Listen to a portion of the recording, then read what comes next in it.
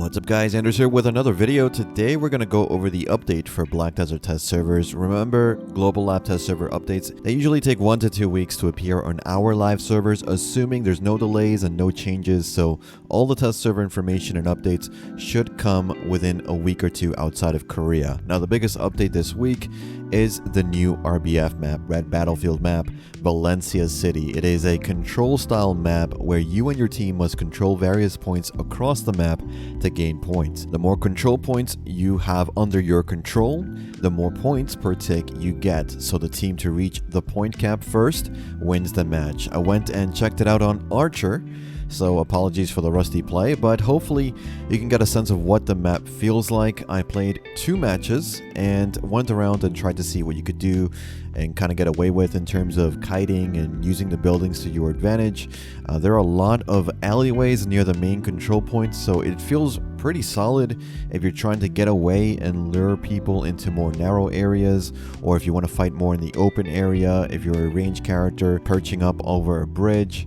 Being Archer, I tried getting on top of buildings, and it does seem like range can have a hefty advantage in most control points I ventured into, which can get annoying actually. So some points are under zones as well that you can stand on as a ranged class, so over a bridge, over a structure really, but you don't actually capture the point as far as I could tell, so you can't just perch up there and control the point the entire time. You also get a debuff if you're on the point trying to just kind of hold it.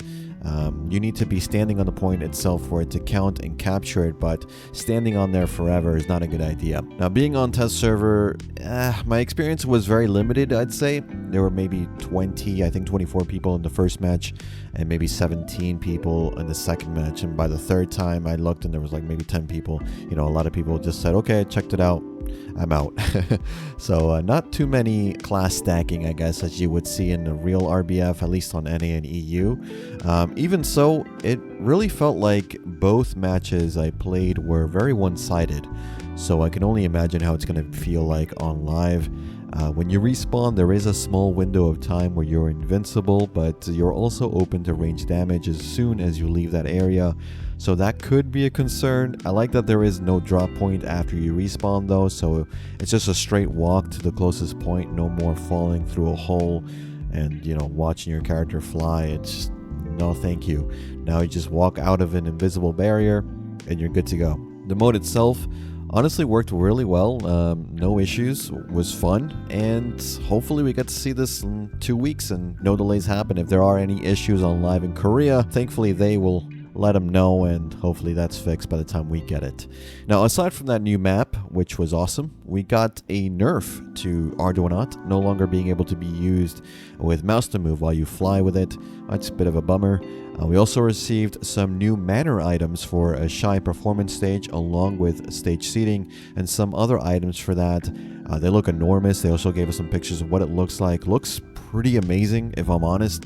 You have to do a quest line or something related to Shai performances to get these items, so it's not going to just be a non-Shai class being able to get this. You have to be on a Shai to get these items, which makes sense. So it looks really cool. Hopefully they continue to add more items like that, because I do like where they're going with this Manor system. I think there's a lot of potential there. And when we get winter season next week, we're also going to get season Sycrakea. So if you haven't done the second dungeon or second biome of Ataraxion, I've just recently finished it myself. It was cancer. I said never again, but with season Sycrakea, it's tuned for classes with Try to Vala gear.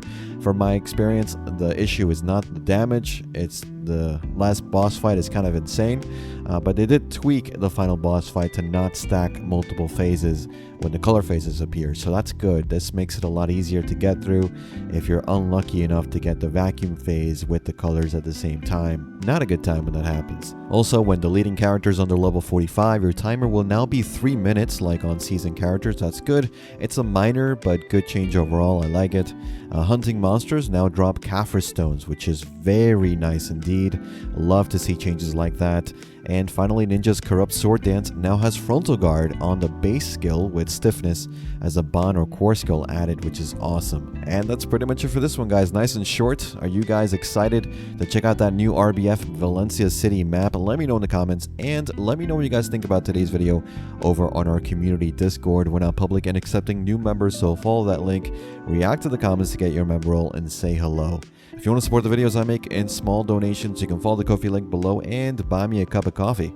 I love coffee as much as I love Bell, so every coffee you buy me will be greatly appreciated and will of course come with some Discord perks. Remember to like and subscribe if you haven't already, and hit that bell icon to get notified when I upload my next video. Remember, Bell is good. As always, guys, thanks again for watching. Thanks for listening. I'll see you all in the next one. Take care.